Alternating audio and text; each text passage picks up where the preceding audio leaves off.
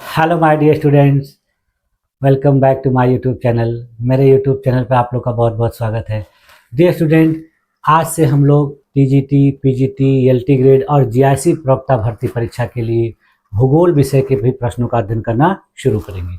और आज की ये भूगोल विषय की पहली क्लास होगी, जिसमें मैं सबसे पहले आप लोगों को भारत के भूगोल से संबंधित जो सामान्य स्तर के प्रश्न हैं, भारत के भूगोल के परिचय से संबंधित, भारत की नदियों के बारे में, भारत के पर्वत, पहाड़, दर्रों, झीलों, इन सारी चीज़ों के बारे में अध्ययन करते चलेंगे एक एक क्लास के रूप में। फिर उसके बाद फिर मैं आप लोगों को मॉडरेट लेवल के प्रश्नों को करवाऊंगा और उसके बाद फिर हम लोग कठिन स्तर के प्रश्नों का हल करना शुरू करेंगे। इसके पहले देखिए, मैंने आप लोगों के लिए टीजीटी, पीजीटी, सोशल साइंस की क्लास के अंतर्गत देखिए इतिहास विषय का अध्ययन कराया था आप लोग को। और इतिहास विषय में हम लोगों ने अब तक 11 क्लासेस कर ली हैं और 11 क्लासेस में मैंने आप लोग को 300 से ज़्यादा प्रश्नों को बेहतर तरीके से एक्सप्लेनेशन के साथ सॉल्व करा दिया।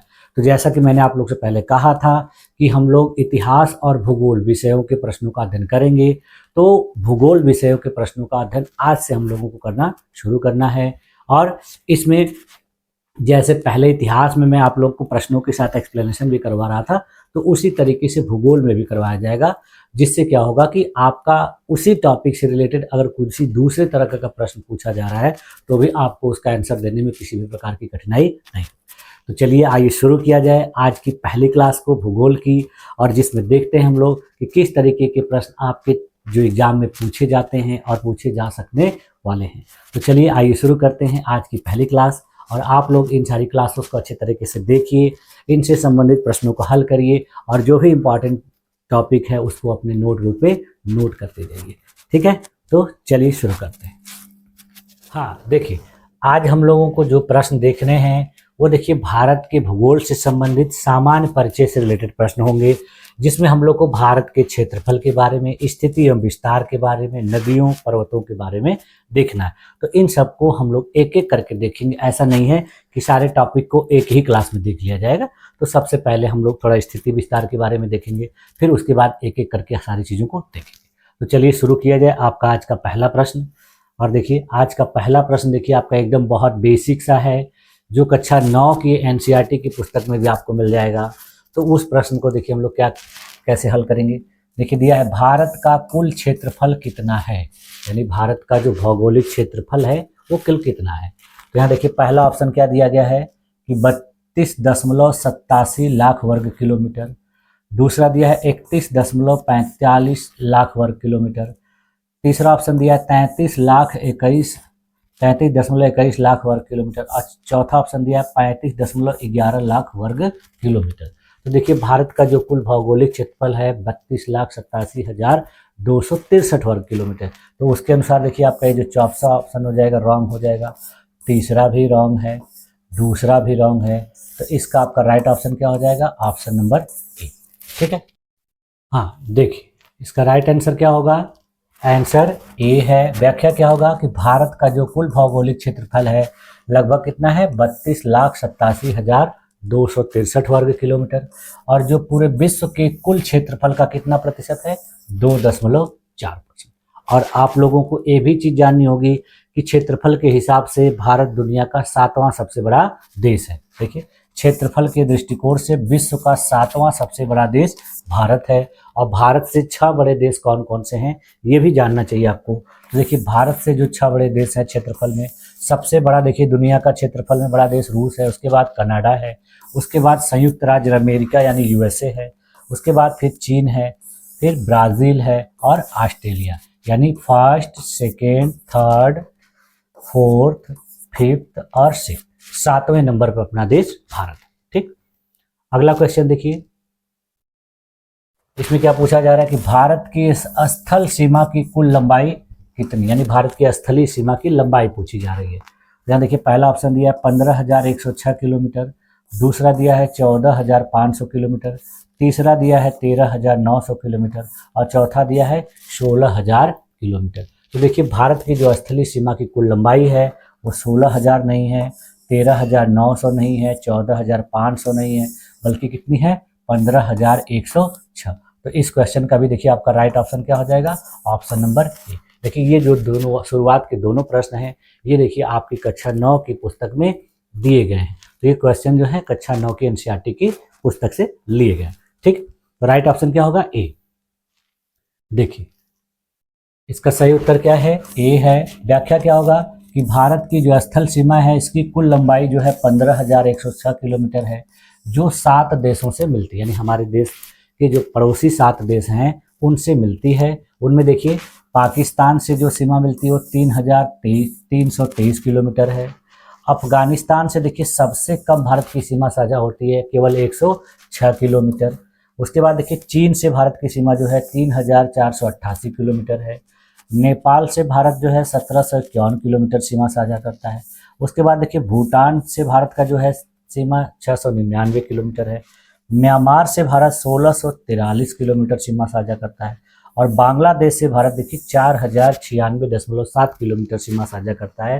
तो देखिए इनसे भी रिलेटेड आपके एग्जाम में प्रश्न पूछे जा सकते हैं कि कौन सा पड़ोसी देश भारत से सबसे ज़्यादा सीमा साझा करता है और कौन सा सबसे कम। तो इसमें देखिए क्या होगा, सबसे कम अगर पूछा जाएगा तो अफगानिस्तान और सबसे ज़्यादा पूछा जाएगा तो बांग्लादेश। ठीक है, तो इसीलिए इन सारी चीज़ों को करना बहुत जरूरी है। ठीक, अगला प्रश्न देखिए, इसमें पूछ रहा है कि भारत का सबसे लंबा अंतर्राष्ट्रीय सीमा साझा करने वाला देश कौन सा। देखिए अभी आप लोगों को मैंने बोला कि ये सब प्रश्न पूछे जाते, तो पूछा जा रहा है कि भारत का सबसे लंबा अंतर्राष्ट्रीय सीमा साझा करने वाला जो पड़ोसी देश कौन सा है। तो यहाँ देखिए पहला ऑप्शन दिया है पाकिस्तान, दूसरा दिया है चीन, तीसरा दिया है बांग्लादेश और चौथा दिया है नेपाल। तो अभी थोड़ी देर पहले ही हम लोगों ने देखा, देखिए नेपाल सबसे ज़्यादा सीमा साझा नहीं करता है, पाकिस्तान नहीं करता है, चीन नहीं करता, बल्कि कौन करता है? बांग्लादेश। तो आपके देखिए इस क्वेश्चन का राइट ऑप्शन क्या हो जाएगा? Option number C. देखिए सही उत्तर क्या है? सी। व्याख्या क्या होगा कि भारत और बांग्लादेश की जो सीमा है 4096.7 किलोमीटर लंबी है, जो किसी भी अन्य देश से सबसे अधिक, यानी 7 देश भारत के आसपास पड़ोसी देश हैं, सबसे ज़्यादा यही सीमा साझा करता है। ठीक, अगला क्वेश्चन देखिए, बहुत सा बेसिक सा प्रश्न है। देखिए भारत के कुल राज्यों की संख्या कितनी है 2025 के अनुसार। ये देखिए शुरुआत के जितने भी प्रश्न हैं ये कक्षा 9 की एनसीईआरटी की पुस्तक से लिए गए।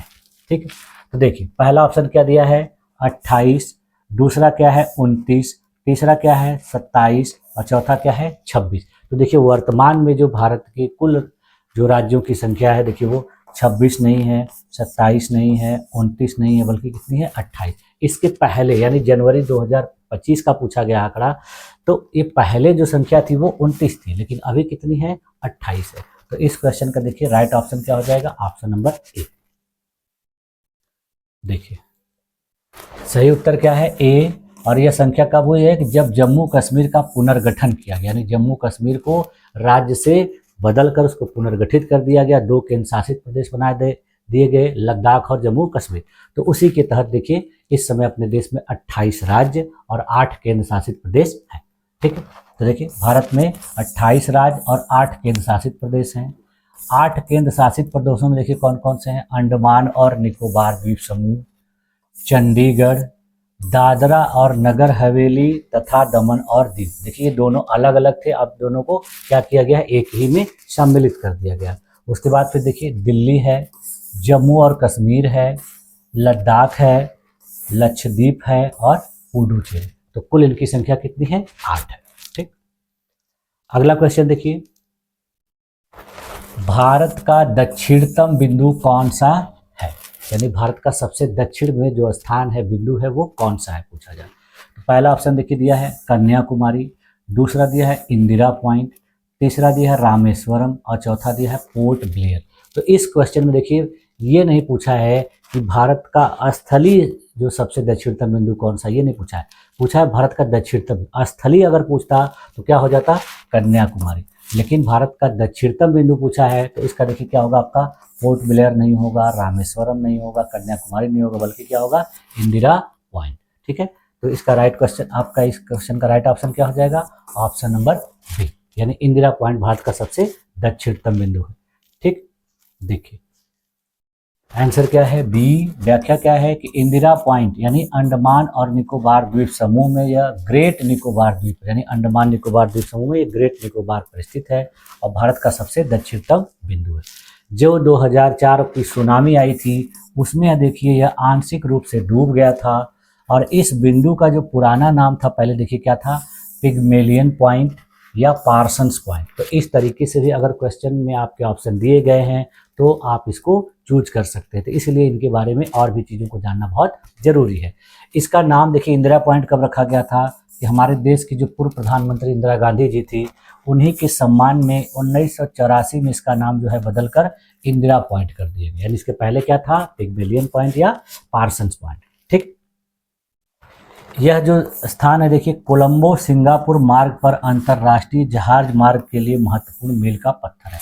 यानी यहीं से कोलंबो यानी श्रीलंका से सिंगापुर के लिए जहाज मार्ग भी होकर गुजरता है। ठीक है, तो इस तरीके से देखिए इसके और भी चीज़ों को जान लेने से आपको और दूसरे तरीके के प्रश्नों को भी हल करने में बहुत आसानी होगी। ठीक, अगला क्वेश्चन देखिए, भारत किस देश के साथ रेड क्लिफ रेखा साझा करता है? यानी भारत की किस पड़ोसी देश के साथ रेड क्लिफ रेखा जो है बाउंड्री लाइन मानी गई है, कौन सी रेखा साझा करता है? तो पहला ऑप्शन देखिए दिया नेपाल, दूसरा दिया है पाकिस्तान, तीसरा दिया है बांग्लादेश और चौथा दिया है म्यांमार। तो देखिए भारत की जो पड़ोसी देश की सीमा रेखा रेड क्लिफ है वो देखिए म्यांमार के साथ नहीं है, बांग्लादेश के साथ नहीं है, नेपाल के साथ नहीं है, बल्कि किसके साथ है, पाकिस्तान के साथ। यानी भारत की जो पाकिस्तान की सीमा रेखा उसका नाम क्या है, रेड क्लिफ रेखा।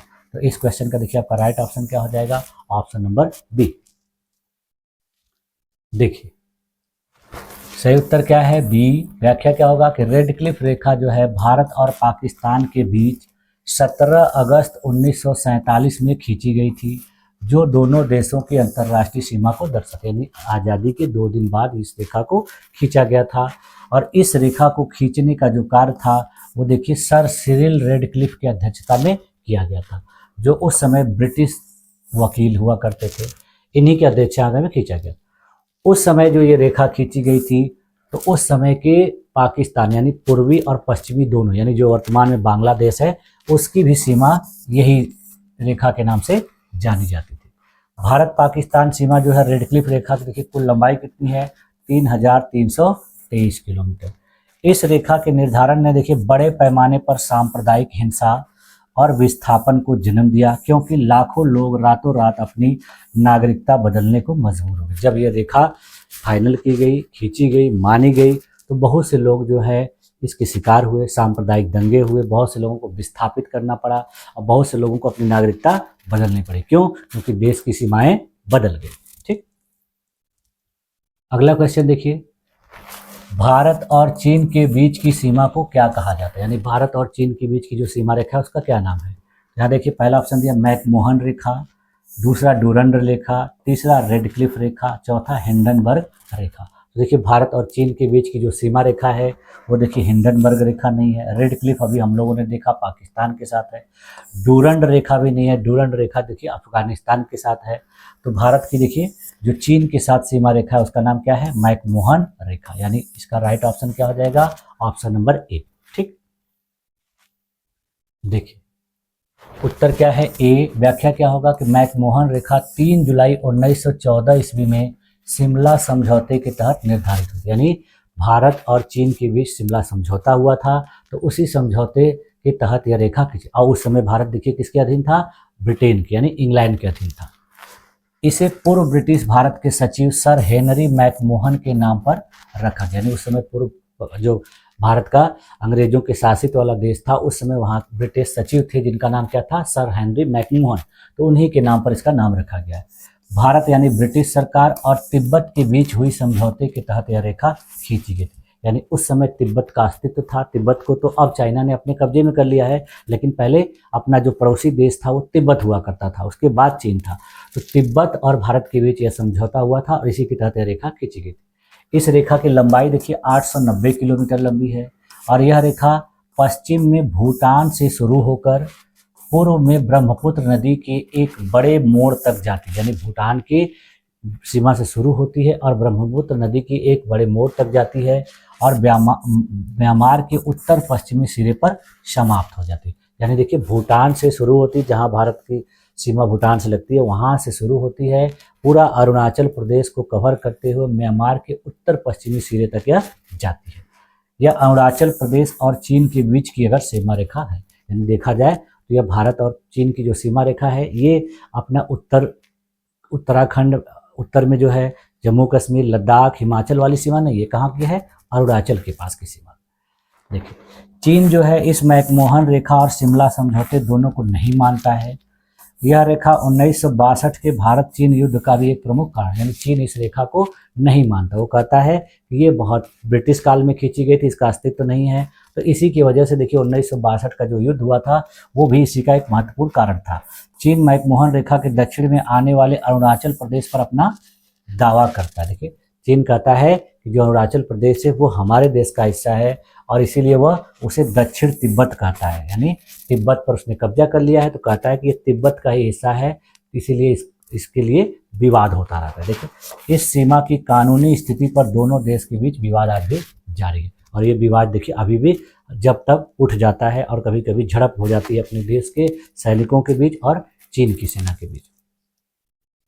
अगला क्वेश्चन देखिए क्या है, भारत की समुद्री तट रेखा की कुल लंबाई लगभग कितनी है। ठीक है, यानी भारत की समुद्री तट रेखा की लंबाई पूछी जा रही है। तो यहाँ जो ऑप्शन दिए गए हैं देखिए, 5751 किलोमीटर, 6100 किलोमीटर, 7516 किलोमीटर, 8000 किलोमीटर। हालांकि देखिए ये जो समुद्री रेखा की लंबाई है अभी फिलहाल में 2024 में फिर से गणना हुई थी तो बदल गई है, लेकिन नई वाली नहीं दी गई है। तो जो पुरानी दी गई है उसी के अनुसार हम इसको आंसर ढूंढते हैं। देखिए, 8000 किलोमीटर नहीं है, 6100 किलोमीटर भी नहीं है, 5751 भी नहीं, बल्कि कितनी है, 7516 किलोमीटर। तो भारत के देखिए समुद्री तट रेखा की लंबाई कितनी है, 7516, यानी इस क्वेश्चन का आपका राइट ऑप्शन क्या हो जाएगा, ऑप्शन नंबर सी।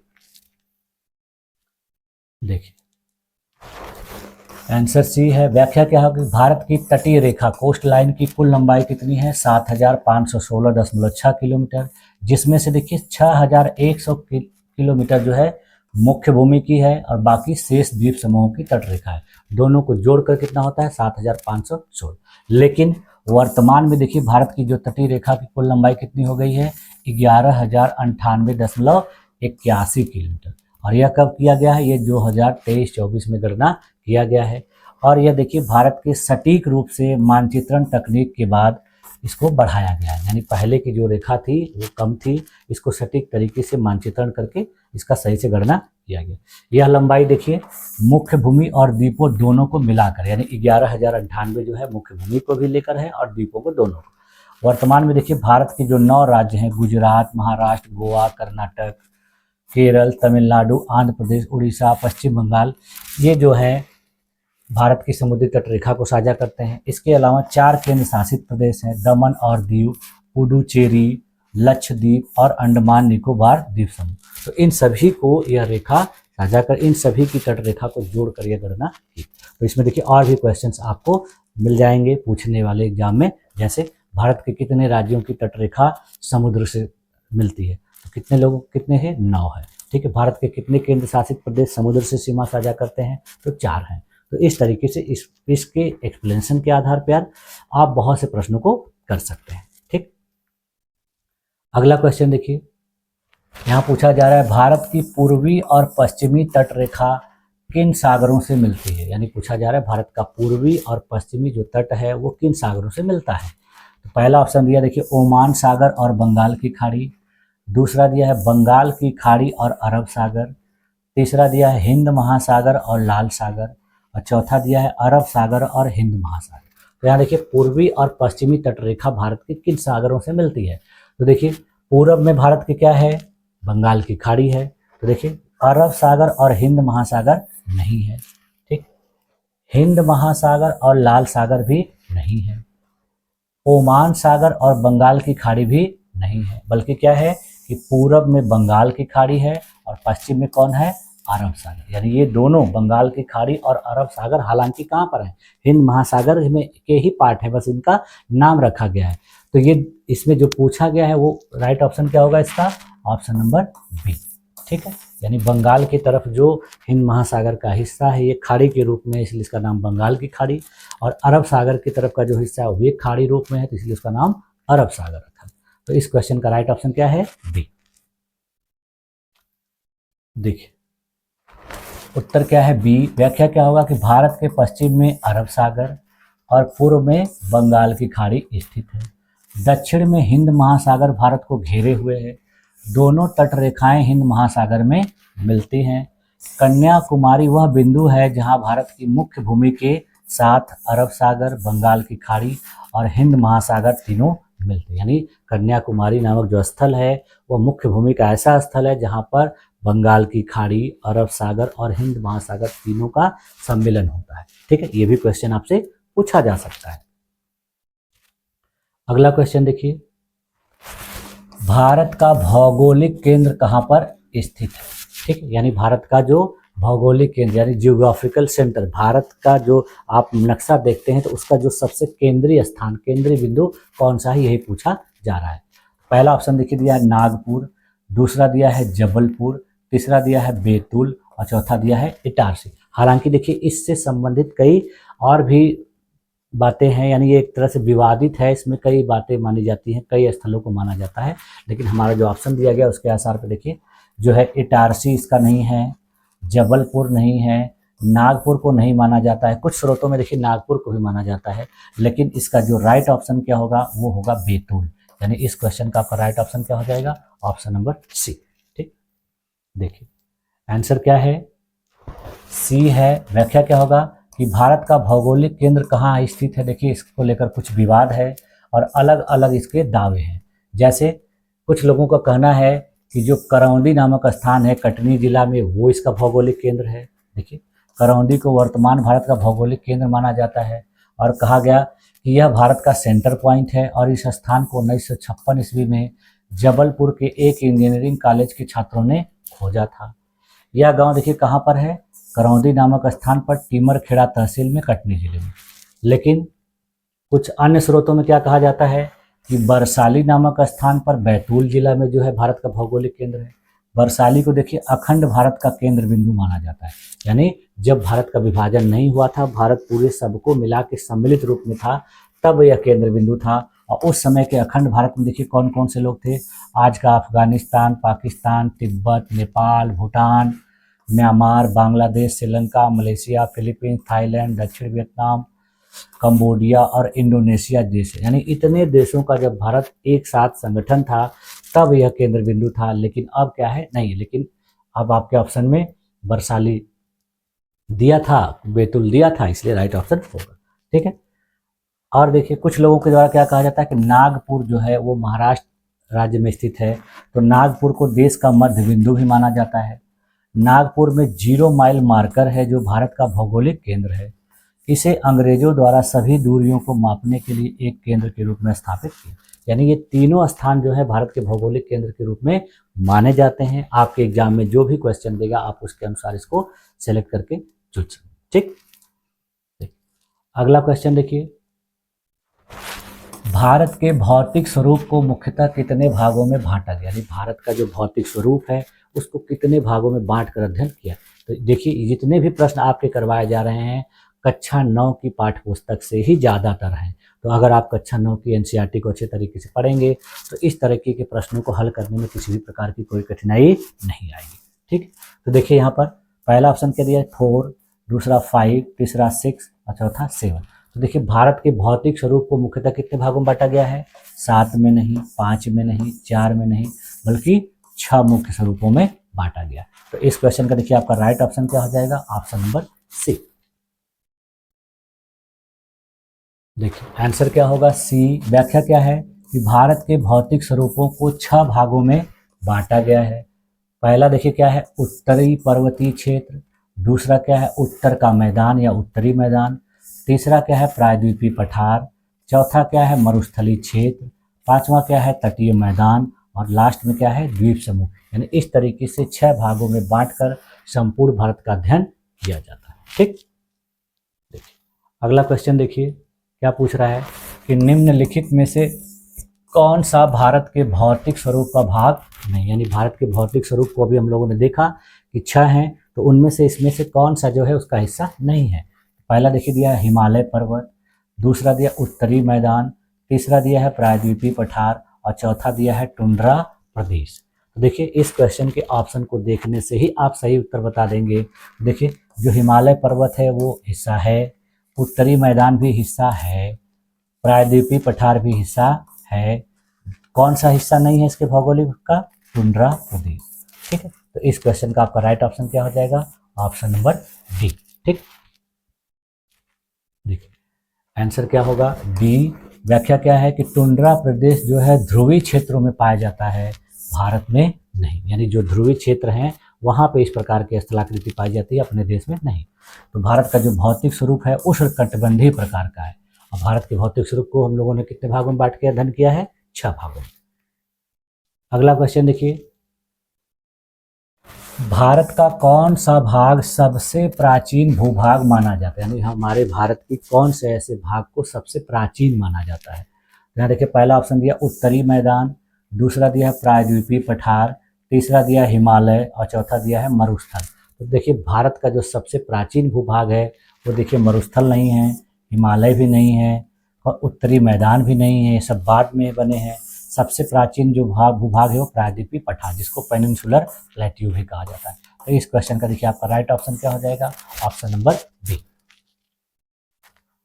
देखिए आंसर क्या है? बी। व्याख्या क्या होगा कि प्रायद्वीपीय पठार जो है भूगर्भीय दृष्टि से भारत के सबसे पुराने भाग हैं और यह प्राचीन गोंडवाना भूखंड का हिस्सा था। लगभग 3.2 अरब वर्ष पुराना यह भूखंड का हिस्सा हुआ करता, लेकिन बाद में गोंडवाना लैंड या गोंडवाना भूखंड का जो विखंडन हुआ तो उसके बाद अपने देश के इस क्षेत्र का निर्माण हुआ था। ठीक, अगला क्वेश्चन देखिए, पूछा जा रहा है कि हिमालय का निर्माण किस भूगर्भीय काल में हुआ था, यानी हिमालय किस काल में निर्मित हुआ था? तो भूगर्भीय काल कई बांटे गए, उसी में पूछा जा रहा है। तो इसमें देखिए पहला ऑप्शन क्या दिया? आर्कियन, दूसरा दिया पेलिजोइक, तीसरा दिया है टर्शियरी और चौथा दिया है क्वाटरनरी। देखिए हिमालय पर्वत का जो निर्माण हुआ था वो क्वाटरनरी युग में नहीं, आर्कियन में नहीं, पेलिजोइक में नहीं, बल्कि टर्शियरी युग में हुआ था। इस क्वेश्चन का भी आपका देखिए राइट ऑप्शन क्या हो जाएगा? Option number C. देखिए इसका राइट आंसर क्या है? सी। व्याख्या क्या है कि टर्शियरी काल लगभग 6.5 करोड़ वर्ष पहले हिमालय पर्वत श्रृंखला का निर्माण जो है टेक्टोनिक प्लेट यानी भारतीय प्लेट और यूरेशियन प्लेट के आपस में टकराव से शुरू हुआ था। और हिमालय के निर्माण के कई चरण हैं, जिसमें देखिए कौन कौन से चरण हैं। तो सबसे पहले कौन से हिमालय का निर्माण हुआ था? महान हिमालय का। इसका निर्माण कब हुआ था? ओलिगोसिन काल के दौरान। उसके बाद फिर देखिए दूसरा लघु हिमालय का निर्माण हुआ, इसका निर्माण कब हुआ? मियोसीन काल में। और फिर शिवालिक हिमालय का निर्माण हुआ यानी प्लियोसीन काल। तो इस तरीके से 3 कालों में हिमालय पर्वत का निर्माण हुआ है। और अभी भी विद्वानों के द्वारा कहा जाता है कि हिमालय पर्वत का जो है निर्माण अभी भी हो रहा है। हर साल इसकी लंबाई कुछ सेंटीमीटर बढ़ती है। क्यों बढ़ती है? कि यूरेशियन प्लेट और इंडो ऑस्ट्रेलियन प्लेट क्या है? एक दूसरे से टकरा रही है, जिसकी वजह से क्या हो रहा है कि यह जो है इसकी लंबाई बढ़ रही है। देखिए अगला क्वेश्चन क्या है? भारत का कौन सा भाग गोंडवाना भूखंड का अवशेष माना जाता है? देखिए इसी तरीके का प्रश्न अभी हम लोगों ने एक और किया, तो अब दोबारा है। तो देखिए यहाँ दिया है पहला ऑप्शन उत्तरी मैदान, दूसरा दिया है पश्चिमी घाट, तीसरा दिया है दक्कन पठार और चौथा दिया है अरावली पर्वतमाला। यानी पूछा जा रहा है कि गोंडवाना भूखंड का कौन सा भाग भारत का अवशेष है, यानी गोंडवाना भूखंड से टूटकर भारत का कौन सा क्षेत्र बना है। पहला ऑप्शन देखिए दिया है उत्तरी मैदान, नहीं होगा। पश्चिमी घाट नहीं होगा। दक्कन का पठार इसका राइट ऑप्शन होगा। अरावली पर्वतमाला नहीं होगा। यानी इस क्वेश्चन का आपका राइट ऑप्शन क्या है? ऑप्शन नंबर सी, यानी दक्कन का पठार जो है गोंडवाना भूखंड का अवशेष है। ठीक, देखिए आंसर सी। व्याख्या क्या है कि दक्कन पठार को गोंडवाना भूखंड का अवशेष माना जाता है। यह अत्यंत प्राचीन क्रिस्टलीय चट्टानों, आग्नेय और रूपांतरित चट्टानों से बना, यानी अत्यंत प्राचीन है। इसका निर्माण कैसे हुआ है? क्रिस्टलीय चट्टानों के द्वारा, आग्नेय और रूपांतरित चट्टानों के लिए। गोंडवाना लैंड के देखिए अन्य हिस्से कौन कौन से थे? प्रायद्वीपीय पठार के देखिए अलावा पहले कौन कौन से इसमें थे? गोंडवाना लैंड में देखिए दक्षिण अमेरिका शामिल था, अफ्रीका था, अंटार्कटिका था, ऑस्ट्रेलिया था, अरब और मेडागास्कर जैसे क्षेत्र इसमें शामिल, यानी सब मिलकर गोंडवाना भूखंड के रूप में थे। ठीक, अगला क्वेश्चन देखिए, अरावली पर्वत श्रृंखला भारत की सबसे प्राचीन पर्वत श्रृंखला है, यह किस दिशा में फैली है? देखिए अरावली पर्वत श्रृंखला क्या है? अपने देश की सबसे प्राचीन पर्वत श्रृंखला है। पूछा जा रहा है कि किस दिशा में फैली है। तो यहाँ दिया है उत्तर से दक्षिण, दूसरा दिया है पूर्व से पश्चिम, तीसरा ऑप्शन दिया है दक्षिण पश्चिम से उत्तर पूर्व, और चौथा ऑप्शन दिया है उत्तर पश्चिम से दक्षिण पूर्व। तो देखिए अरावली पर्वत श्रृंखला कहाँ पर है अपने देश में? ये है गुजरात में, जो रायसीना नामक गुजरात में देखिए पालनपुर नामक स्थान है, वहाँ से शुरू होती है, और दिल्ली में जो रायसीना हिल है, जहाँ पर वर्तमान में अपने देश के राष्ट्रपति भवन बना हुआ है, तो वहाँ तक फैला हुआ है। तो इसका देखिए स्थिति कैसे आपको पता चल रहा है कि ये दक्षिण पश्चिम से, देखिए दक्षिण पश्चिम से, और कहाँ फैला हुआ है? दक्षिण पश्चिम से लेकर उत्तर पूर्व तक। देखिए इसका जो राइट ऑप्शन क्या हो जाएगा? उत्तर पश्चिम से दक्षिण पूर्व नहीं, उत्तर से दक्षिण बिल्कुल नहीं, पूर्व से पश्चिम भी नहीं है। कैसे? दक्षिण पश्चिम से उत्तर पूर्व की, यानी इस तरीके से देखिए आप देखेंगे भारत का जो ये वाला हिस्सा है, इसमें देखेंगे तो अरावली पर्वत इस तरीके से आपको दिखता है। ठीक, तो इस क्वेश्चन का देखिए आपका राइट ऑप्शन क्या हो जाएगा? Option number C. ठीक, आंसर क्या है? सी। व्याख्या क्या होगा कि अरावली पर्वतमाला जो है गुजरात के पालनपुर से शुरू होकर दिल्ली के रायसीना हिल, यानी जहां पर वर्तमान में राष्ट्रपति भवन स्थित है, वहां तक फैली हुई है, और यह लगभग 670 किलोमीटर लंबी है। ठीक है, यह पर्वत श्रृंखला देखिए क्या है कि दक्षिण पश्चिम से उत्तर पूर्व दिशा में फैली है, और गुजरात, राजस्थान, हरियाणा से होकर गुजरती है। यह लूनी और साबरमती का उद्गम स्थल है, यानी यहाँ से दो नदियाँ निकलती हैं, लूनी नदी और साबरमती नदी। यह देखिए थार मरुस्थल के विस्तार को रोकने में भी महत्वपूर्ण भूमिका निभाती है, और इसकी सबसे ऊंची चोटी जो है वो गुरु शिखर है, जो 1722 मीटर ऊंची है। ठीक, अगला क्वेश्चन देखिए, इसमें क्या पूछा जा रहा है कि भारत का सबसे नवीन पर्वत कौन सा है? भारत का सबसे नवीन पर्वत कौन है? यहाँ ऑप्शन दिया देखिए अरावली, दूसरा दिया हिमालय, तीसरा दिया है सतपुड़ा, चौथा दिया है विंध्य। तो देखिए भारत का सबसे जो नवीन पर्वत है वो कौन सा है? अभी हम लोगों ने पढ़ा कि अरावली सबसे पुराना है, तो ये नहीं होगा। विंध्य जो है ये भी पुराने पर्वतों में आता है, सतपुड़ा भी एक प्रकार का प्राचीन पर्वत है। तो भारत का जो सबसे नवीन पर्वत है वो कौन सा है? हिमालय है। तो इस क्वेश्चन का देखिए आपका राइट ऑप्शन क्या हो जाएगा? Option number B. देखिए आंसर क्या है? बी है। व्याख्या क्या होगा कि हिमालय पर्वत श्रृंखला जो है भारत की सबसे नई और अभी भी बनती हुई पर्वत श्रृंखला है, जो टेक्टोनिक गतिविधियों की वजह से बन रही है। हिमालय पर्वत श्रृंखला की लंबाई देखिए लगभग 2400 से 2500 किलोमीटर है। यह पश्चिम में नंगा पर्वत से शुरू होकर पूरब में ब्रह्मपुत्र नदी की घाटी तक फैला हुआ है। इसकी चौड़ाई देखिए 200 से 400 किलोमीटर के बीच है, कहीं कहीं पर 200 किलोमीटर चौड़ा है और कहीं कहीं पर 400 किलोमीटर चौड़ा है। ठीक है, तो इस तरीके से हिमालय पर्वत क्या है? एक प्रकार का नवीन पर्वत है। देखिए अगला क्वेश्चन पूछा जा रहा है कि उत्तरी मैदान का निर्माण किसके द्वारा हुआ है? यानी अपने देश के जो उत्तरी मैदान है वो कैसे निर्मित हुए हैं?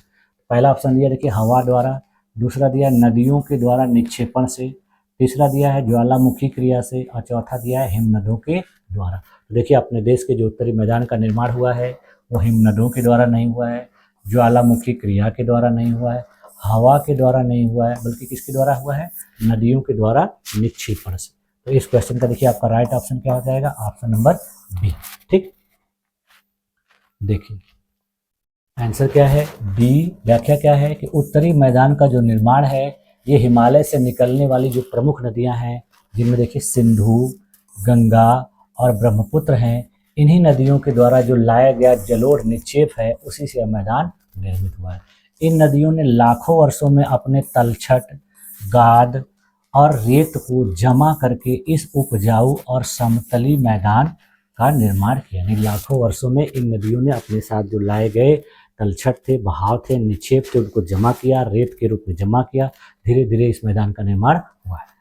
यह पूरा मैदान जो है जलोढ़ मिट्टी से बना हुआ है, इसलिए यह कृषि के लिए काफ़ी उपजाऊ है, इसलिए देखिए इन क्षेत्रों में खेती किसानी बहुत ज़्यादा होती है।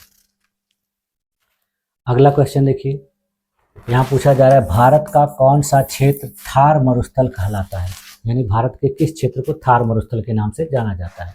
तो पहला ऑप्शन दिया है गुजरात का रण, दूसरा दिया है राजस्थान का पश्चिमी भाग, तीसरा दिया है दक्कन पठार और चौथा दिया है छत्तीसगढ़ का मैदान। तो देखिए ये तो आप लोग सभी लोग जानते होंगे, काफ़ी आसान प्रश्न है। तो देखिए छत्तीसगढ़ का जो मैदान है ये भी नहीं होगा, दक्कन पठार नहीं होगा, गुजरात का रण भी नहीं होगा। गुजरात का रण यानी कच्छ का जो रण है वो दलदली भूमि है, न कि मरुस्थल है, बल्कि कौन सा है, राजस्थान का जो पश्चिमी भाग है वो क्या है, थार के मरुस्थल के नाम से जाना जाता है। तो इस क्वेश्चन का देखिए आपका राइट ऑप्शन क्या हो जाएगा, ऑप्शन नंबर बी। देखिए आंसर क्या है, बी। व्याख्या क्या है कि राजस्थान के पश्चिमी भाग में स्थित थार मरुस्थल जो है भारत का एकमात्र शुष्क मरुस्थलीय क्षेत्र है, और जहाँ पर बहुत कम वर्षा, यानी यह किस प्रकार का मरुस्थल है, शुष्क मरुस्थल, जहाँ पर वर्षा एकदम कम होती है। यह मरुस्थल देखिए मुख्य रूप से राजस्थान राज्य में स्थित है और इसे ग्रेट इंडियन डेजर्ट के नाम से भी जाना जाता है।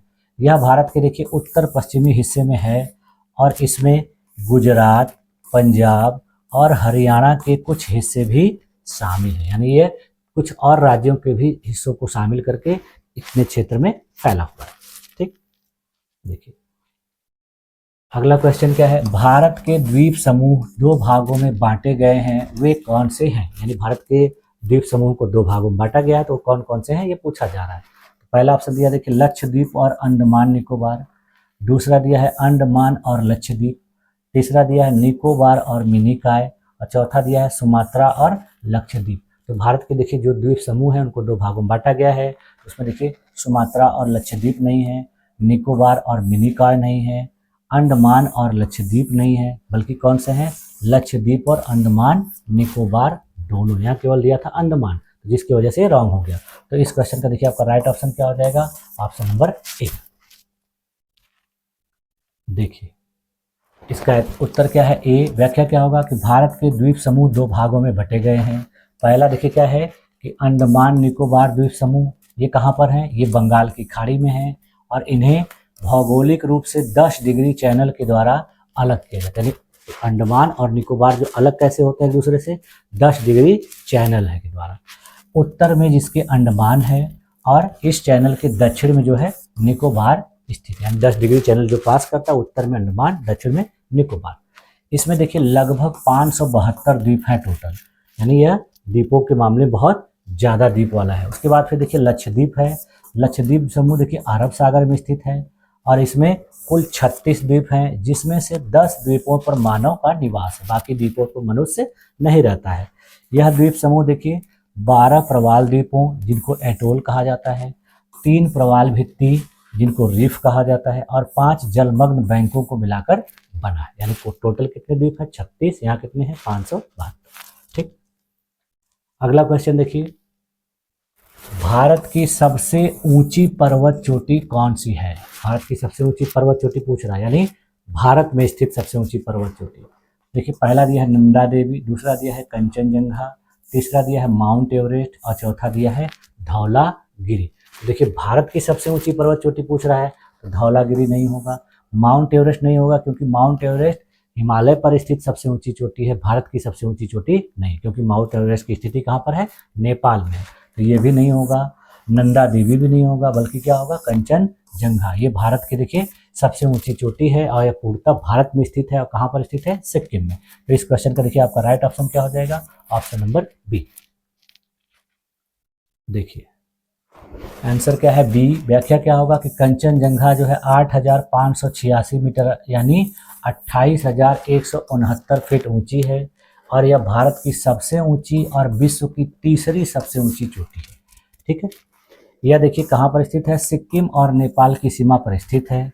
इसके अलावा जो केटू है ये दुनिया की दूसरी सबसे ऊंची चोटी है, जिसकी ऊंचाई 8,611 मीटर यानी 28,251 फीट है।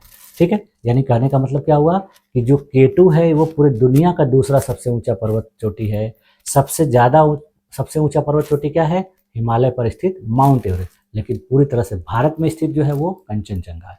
ठीक है, तो देखिए ये जो K2 है ये भारत की सीमा के अंतर्गत वर्तमान में नहीं आता है, जबकि ये कहाँ पर है, पाकिस्तान के द्वारा प्रशासित क्षेत्र में आता है, यानी POK में आता है, पाक ऑक्यूपाइड कश्मीर में। ठीक, देखिए अगले क्वेश्चन देखिए, पूछ रहा है कि भारत की दूसरी सबसे ऊंची पर्वत चोटी कौन सी है। पहली तो हम लोगों ने देख लिया कंचनजंगा है, तो दूसरी कौन सी है, तो पहला ऑप्शन दिया है नंदा देवी, दूसरा दिया है कामेत, तीसरा दिया है धौलागिरी, चौथा दिया है कांगतो।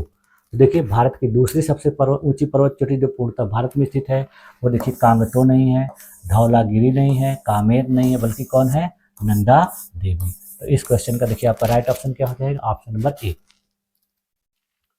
देखिए नंदा देवी जो क्या है कि 7,816 मीटर ऊंचाई है और यह उत्तराखंड में देखिए चमोली जिले में स्थित भारत की दूसरी सबसे ऊंची चोटी है और यह भी पूर्णतः भारत की सीमा में स्थित है।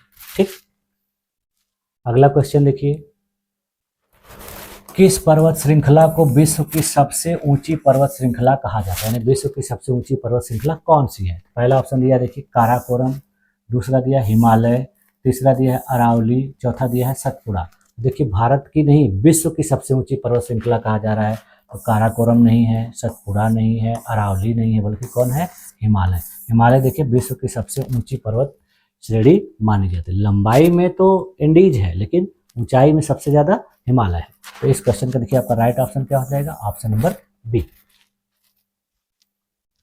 देखिए इसका जो व्याख्या क्या है, देखिए आंसर क्या है, बी है। व्याख्या क्या होगा कि हिमालय पर्वत श्रृंखला जो है विश्व की सबसे ऊंची पर्वत श्रृंखला है जिसमें कई ऊंची चोटियां स्थित हैं। जैसे देखिए अभी हम लोगों ने कुछ चोटियों के बारे में देखा कि माउंट एवरेस्ट जो है इसकी सबसे ऊंची है 8,849 मीटर, उसके बाद K2 जो है 8,611 मीटर, कंचनजंगा 8,586 मीटर, लोत्से 8,516, मकालू 8,485, चोयू 8,188, धौलागिरी 8,167, मनसालू 8,163, नंगा पर्वत 8,126, अन्नपूर्णा 8,091 मीटर। इसके देखिए सब ऊंची ऊंची पर्वत चोटियां हैं। इसके वजह से हिमालय जो है दुनिया का सबसे ऊंचा पर्वत चोटी वाला पर्वत है। देखिए विश्व की सबसे लंबी पर्वत श्रृंखला जो है इंडीज है, जिसकी लंबाई कितनी है, 7,000 किलोमीटर, यानी ये लंबा बहुत है लेकिन ऊंचा हिमालय है।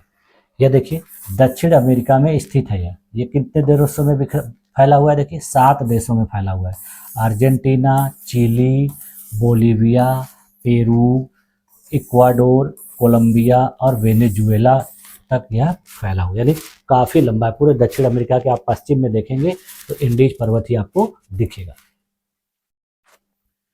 अगला क्वेश्चन देखिए, अरावली पर्वतमाला का सबसे ऊंचा शिखर कौन सा, यानी अरावली पर्वत की सबसे ऊंची शिखर के बारे में पूछा जा रहा है। पहला ऑप्शन दिया देखिए माउंट आबू, दूसरा दिया है गुरु शिखर, तीसरा दिया है सरगुजा और चौथा दिया है पंचमढ़ी। तो देखिए अरावली पर्वतमाला का जो सबसे ऊंचा शिखर है देखिए पंचमढ़ी नहीं है। पंचमढ़ी तो देखिए कहाँ पर है, ये मध्य प्रदेश में है, तो ये विंध्य पर्वत पर है। ये सरगुजा भी नहीं होगा, कौन सा है, गुरु शिखर है, और ये कहाँ पर है, माउंट आबू पहाड़ पर। माउंट आबू पर ये गुरु शिखर स्थित है, न कि माउंट आबू सर्वोच्च उच्च शिखर है। तो इस क्वेश्चन का देखिए आपका राइट ऑप्शन क्या हो जाएगा, ऑप्शन नंबर बी। ठीक, इसका सही उत्तर क्या है, बी।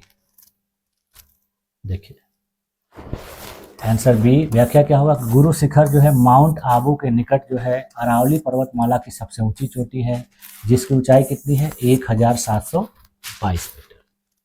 ठीक है, अगला क्वेश्चन देखिए, सतपुड़ा पर्वतमाला किन राज्यों में फैली है, यानी सतपुड़ा जो श्रेणी है वो किन किन राज्यों में फैली हुई है, ये पूछा जा रहा है।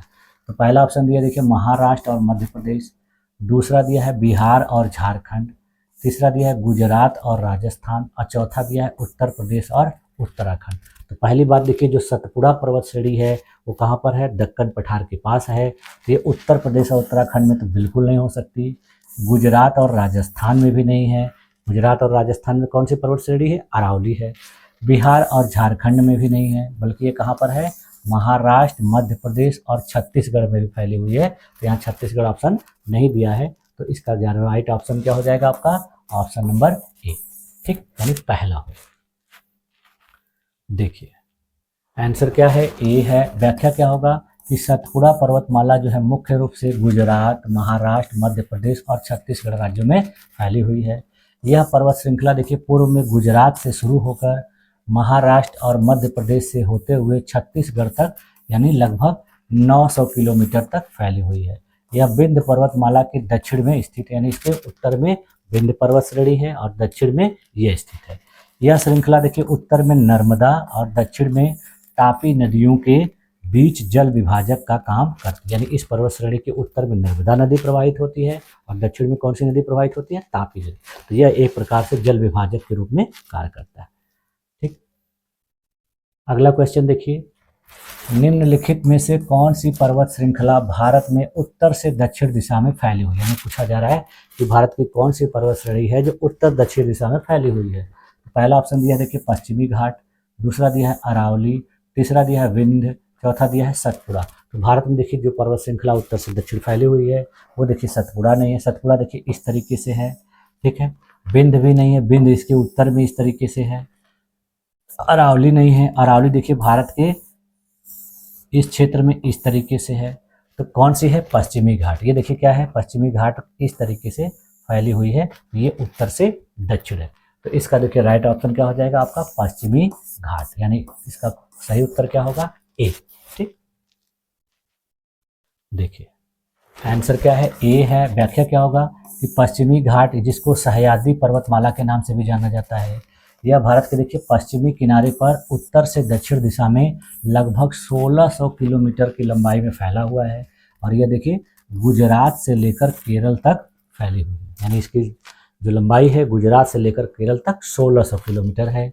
इसमें देखिए कुछ प्रमुख दर्रे स्थित हैं, जिसमें थाल घाट, भोर घाट और पाल घाट बहुत प्रसिद्ध हैं, जिनसे होकर मुंबई, पुणे और केरल में जाया जाता है। देखिए पश्चिमी घाट की सबसे ऊंची चोटी जो अनाईमुड़ी है, जिसकी ऊंचाई कितनी है? 2695 मीटर। इसमें इसके अलावा देखिए क्या है कि यह दुनिया में जैविकी विविधता के लिए बहुत ही प्रसिद्ध है, यानी यहाँ पर जैव विविधता बहुत ज़्यादा पाई जाती है और जैव विविधता के मामले में देखिए यह विश्व में 8वें स्थान पर है। 2012 में यूनेस्को ने पश्चिमी घाट क्षेत्र के 39 स्थानों को विश्व धरोहर स्थल भी घोषित किया हुआ, यानी यह काफ़ी महत्वपूर्ण पर्वत श्रेणी है। तो इससे संबंधित कई तरह के प्रश्न आपके पूछे जा सकते हैं। देखिए अगला क्वेश्चन पूछ रहा है कि पूर्वी घाट का सर्वोच्च शिखर कौन सा है, यानी जो पूर्वी घाट है पूर्वी दिशा में उसका सर्वोच्च शिखर। देखिए पहला ऑप्शन दिया है महेंद्रगिरी, दूसरा दिया है अरमई कुंडा, तीसरा दिया है डोडा बेटा और चौथा दिया है नीलगिरी। देखिए पूर्वी घाट का जो सर्वोच्च शिखर है वो नीलगिरी नहीं है। नीलगिरी का सर्वोच्च शिखर कौन है? डोडा बेटा है। महेंद्रगिरी भी नहीं है, बल्कि कौन सा है? अरमई कुंडा। यानी इस क्वेश्चन का राइट ऑप्शन क्या हो जाएगा आपका? ऑप्शन नंबर बी, यानी अरमई कुंडा जो है पूर्वी घाट का सर्वोच्च शिखर है। ठीक, देखिए आंसर क्या है? बी। व्याख्या क्या होगा कि पूर्वी घाट का सर्वोच्च शिखर देखिए जिंदहा गाड़ा है, जिसकी ऊंचाई देखिए 1690 मीटर है और यह आंध्र प्रदेश के विशाखापत्तनम जिले में स्थित है। लेकिन ये ऑप्शन आपके प्रश्न में नहीं दिया गया है। तो दूसरा कौन सा दिया गया है? अरमई कुंडा, जिसकी ऊंचाई कितनी है? 1680 मीटर। यह भी देखिए आंध्र प्रदेश में स्थित है, लेकिन यह चित्तूर जिलों में स्थित है और यह पूर्वी घाट का दूसरा सर्वोच्च शिखर है।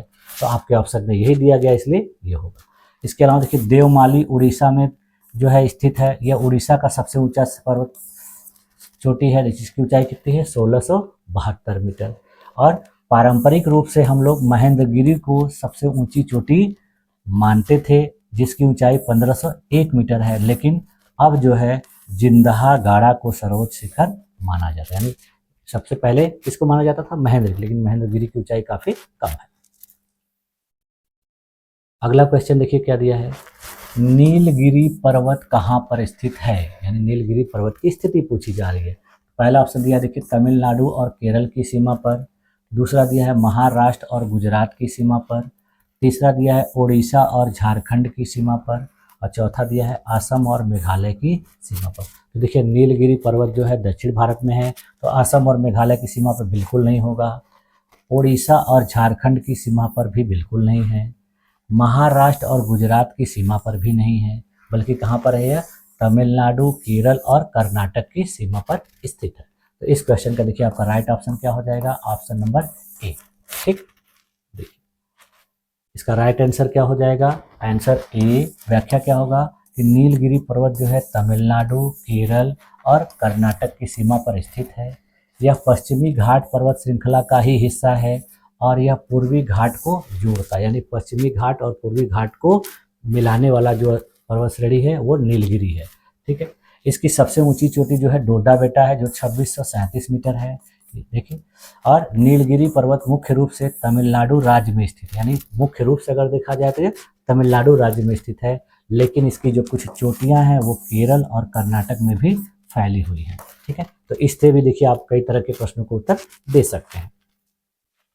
इसके बाद फिर देखिए अगला क्वेश्चन है कि किस घाटी को भारत की सबसे गहरी घाटी कहा जाता है। ठीक है, तो यहाँ पहला ऑप्शन दिया देखिए कांगड़ा घाटी, दूसरा दिया स्पीति घाटी, तीसरा दिया है नर्मदा घाटी और चौथा दिया है सिंधु घाटी। देखिए भारत की सबसे जो गहरी घाटी है वो कांगड़ा घाटी नहीं है, स्पीति घाटी नहीं है, नर्मदा घाटी नहीं, बल्कि कौन सी है? सिंधु घाटी है। तो इस क्वेश्चन का देखिए आपका राइट ऑप्शन क्या हो जाएगा? Option number D. देखिए आंसर क्या है? डी। व्याख्या क्या होगा? सिंधु नदी घाटी जो है भारत की सबसे गहरी घाटी है। देखिए भारत की सबरी घाटी के रूप में अक्सर अरुणाचल प्रदेश में स्थित सियांग नदी घाटी को भी जाना जाता है, जिसे सांगपो के नाम से भी जाना जाता है, यानी आपके इसमें ऑप्शन नहीं दिया गया है वो। इसके अलावा देखिए कुछ स्रोतों में उत्तरांचल यानी अब उत्तराखंड में जो है भागीरथी और अलकनंदा घाटी को भी सबसे गहरी नदी घाटी बताया जाता है। यानी इस तरह से इन तीन नदी घाटियों को भारत की सबसे गहरी नदी घाटी के रूप में जाना जाता है, लेकिन सबसे ज़्यादा कौन है? सिंधु नदी घाटी। हाँ देखिए नेक्स्ट क्वेश्चन, यानी आज की क्लास का ये अंतिम प्रश्न है। एक क्लास में हम लोग 30 प्रश्नों का ही अध्ययन करेंगे, इसके बाद आगे के प्रश्नों को हम लोग नेक्स्ट क्लास में देखेंगे। तो देखिए आज का अंतिम प्रश्न क्या है कि कश्मीर घाटी किस नदी के किनारे स्थित है, यानी जो कश्मीर वैली है किस नदी के किनारे स्थित है। तो पहला ऑप्शन दिया देखिए चिनाब नदी, दूसरा दिया है झेलम नदी, तीसरा दिया है ब्यास नदी और चौथा दिया है रावी नदी। देखिए चारों नदियां जो है सिंधु नदी की सहायक नदियां हैं, और इन नदियों में पूछा जा रहा है कि कश्मीर घाटी किसके किनारे है। देखिए रावी नदी नहीं होगा इसका, ब्यास नहीं होगा, चिनाब नहीं होगा, बल्कि क्या होगा? झेलम नदी, यानी झेलम नदी के किनारे जो कश्मीर घाटी स्थित है। तो इस क्वेश्चन का देखिए आपका राइट ऑप्शन क्या हो जाएगा? Option number B. ठीक, देखिए आंसर क्या है? बी। व्याख्या क्या है कि कश्मीर घाटी जो है झेलम नदी के किनारे स्थित है। यह झेलम नदी द्वारा ही आकार पाती है और श्रीनगर जैसे प्रमुख शहर जो है झेलम नदी के तट पर बसे हुए हैं। झेलम नदी इस घाटी से होकर बहती है, जिससे यह उपजाऊ और सुंदर बनती है, यानी इसका राइट ऑप्शन क्या था? झेलम।